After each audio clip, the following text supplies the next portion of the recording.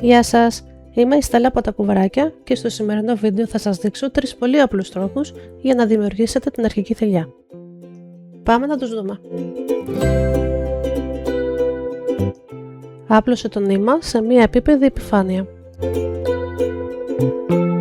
Πιάσε το νήμα από την πλευρά του κουβαριού και μετακίνησε το πάνω από την ελεύθερη άκρη του νήματος, έτσι ώστε να δημιουργήσεις μια θηλιά. Θέλουμε την ελεύθερη άκρη του νήματος να περνάει κάτω από τη θηλιά. Μετακίνησε τη θηλιά προς την πλευρά του κουβαριού μέχρι να ξαπλώσει πάνω στο σκέλος του νήματος που οδηγεί στο κουβάρι. Με το ένα χέρι κράτησε το τμήμα του νήματος που περνάει μέσα από το κέντρο της θηλιάς και με το άλλο χέρι κράτησε την ελεύθερη άκρη του νήματος. Τράβηξε τα χέρια σου προς αντίθετες κατευθύνσεις μέχρι να σχηματιστεί η αρχική θηλιά. Έτοιμη! Ο δεύτερος τρόπος είναι παρόμοιος με τον πρώτο, με τη διαφορά ότι κρατάς το νήμα στα χέρια σου. Πέρασε το νήμα πάνω από το δείκτη σου, έτσι ώστε η ελεύθερη άκρη να βρίσκεται μπροστά από το δάχτυλο και το κουβάρι από πίσω. Πιάσε το νήμα που οδηγεί στο κουβάρι, τύλιξε το χαλαρά γύρω από το δείκτη σου και πέρασε το πάνω από το άλλο σκέλος του νήματος, ώστε να σχηματιστεί μια θηλιά γύρω από το δάχτυλό σου. Σπρώξε τη θηλιά προς τα πίσω μέχρι να ξαπλώσει πάνω στο σκέλος του νήματος που οδηγεί στο κουβάρι. Με το ένα χέρι κράτησε το νήμα που περνάει από το κέντρο της θηλιάς και με το άλλο χέρι κράτησε την ελεύθερη άκρη του νήματος.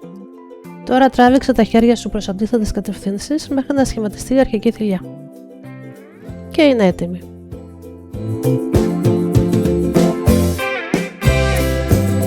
Πιάσε το νήμα από την ελεύθερη άκρη και τύλιξε το 2 φορές γύρω από το δείκτη σου, από μπροστά προς τα πίσω. Οι δύο θηλιές πρέπει να παραμένουν παράλληλες και να μην διασταυρώνονται πάνω στο δάχτυλό σου.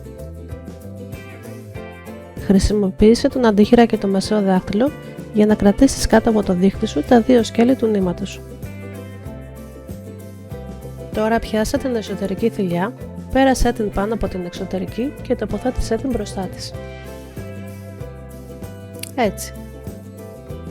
Στη συνέχεια, πιάσε τη νέα εσωτερική θηλιά, πέρασε την πάνω από την άλλη και άφησέ την να γλιστρήσει έξω από το δείκτη σου. Ανασήκωσε λίγο το δείκτη για να δημιουργήσεις την αρχική σου θηλιά. Έτοιμη! Η αρχική σου θηλιά είναι έτοιμη και το επόμενο βήμα είναι ίδιο, είτε πλέκεις με βελόνες είτε με βελονάκι.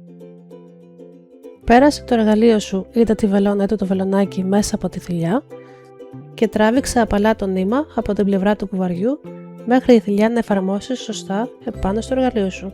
Η θηλιά θα πρέπει να αγκαλιάζει απαλά το εργαλείο και να γλιστρά ομαλά επάνω του χωρίς να συναντά αντίσταση. Και τώρα είσαι έτοιμη να ξεκινήσεις το πλέξιμο.